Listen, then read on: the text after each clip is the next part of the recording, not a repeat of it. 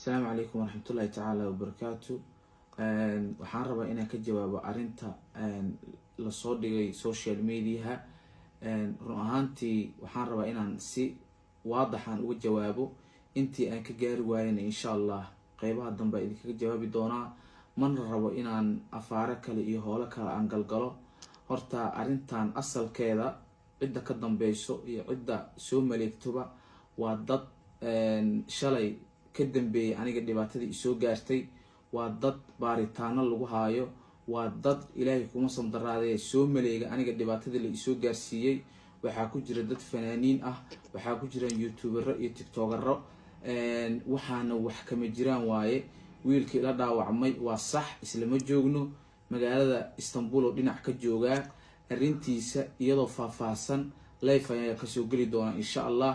aniguba waan xanuunsanayaa oo Turkigan ku xanuunsanayaa.